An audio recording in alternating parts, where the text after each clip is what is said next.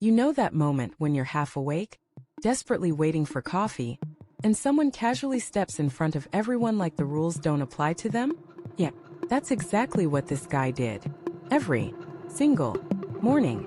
And one day, instead of staying quiet like everyone else, I decided to make sure he never did it again. If you've ever been disrespected, underestimated, or quietly ignored just to keep the peace, go ahead and hit that like button, subscribe, and settle in. Because this is one of those small petty revenge stories that feels way more satisfying than it has any right to be.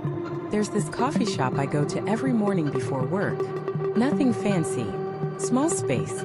Soft indie music. Smells like roasted beans and burnt pastries. The kind of place where the line is never long, but it matters. 5, maybe 6 people. Same faces. Same routine. Everyone tired. Everyone quiet. Everyone respecting the unspoken rule. We all wait our turn. And then there was him. Let's call him Chad. Because of course his name felt like Chad energy. Late 20s. Always well-dressed. Wireless earbuds in. That relaxed, smug confidence of someone who thinks rules are just suggestions. The first time it happened I barely noticed. I was second in line, staring at the menu like it was going to change overnight, when Chad walked in. He glanced at the line. Pause. Then oh so casually he stepped past us. He leaned over the counter and said, "Hey, quick question. What size is your medium again?" The barista answered, and instead of stepping back into line, he just ordered, paid, grabbed his cup, left. I remember feeling that slow, delayed irritation, that moment where your brain goes, "Did that just happen?" But nobody said anything, because it was early. Because we needed caffeine. Because confrontation before coffee feels like emotional suicide. So we let it go. The second time, I noticed. The third time, everyone noticed. By the fourth time, it was impossible to ignore. Chad had perfected the routine. He'd walk in, scan the line like a predator, and then suddenly act like he just remembered something urgent. "Oh hey, sorry, quick question." Always a question. Always unnecessary. Always followed by an order. And every single time the rest of us just stood there. Silent. Resigned. A little humiliated. And here's the thing nobody talks about. It's not just about coffee. It's about respect. It's about waking up early, dragging yourself to work, standing in line like everyone else, and watching someone decide their time matters more than yours. I could feel it physically. Jaw tightening. Shoulders stiff. That quiet anger pooling in your chest while you tell yourself, it's not worth it. Until one morning it was. I saw him walk in again. Same pause.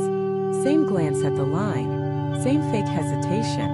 And something in me snapped, not loudly, not dramatically, just a calm, dangerous clarity. "Oh, you want to play games? Cool. I can play too." The moment he stepped out of line and headed toward the counter, I did something different. I stepped out too. I moved faster. I beat him to the barista by half a second.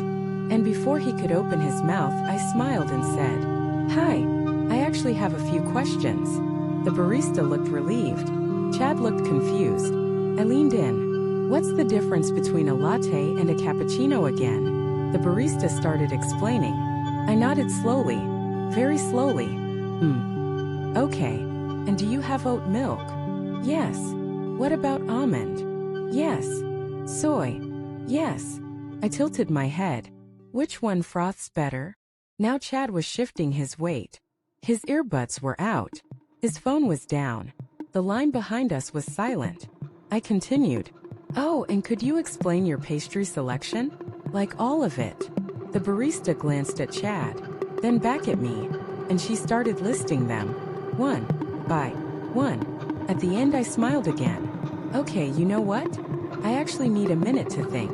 Then I stepped back into line, right in front of Chad, and he was stuck there, standing at the counter. No question, no order, no excuse, just waiting. He looked ridiculous. The barista looked at him. He muttered, sorry," and stepped aside. I ordered normally when it was my turn, and I walked away feeling something warm and unfamiliar. Not guilt, not anger, justice. The next morning I watched him carefully. Sure enough, he tried again. This time I was ready. The second he moved, I moved. Beat him again. New questions. Longer ones. What roast is your espresso? Where do you source your beans? Is this ethically traded? By day 3, he stopped making eye contact with me. By day 5, he looked nervous. He started hesitating at the door, checking if I was there. And when he did try the routine, I was faster. Every time. One morning, I could see it breaking him. I asked questions. Pause. Thought. Went back to line. Again. The barista had caught on too. She started taking her time, explaining things thoroughly. Chad's jaw clenched. His foot tapped. He checked his watch. And for the first time, he waited. A full week passed. Then something magical happened. He walked in, saw the line, and instead of stepping out, he joined it, behind everyone else, like a normal human being. No questions, no tricks, no shortcuts. Problem solved. I never confronted him, never raised my voice, never broke a rule. I just made his own behavior unbearable. The best part? It wasn't loud. It wasn't dramatic. It was quiet, permanent. Every morning after that, he stood in line. Same place, same silence.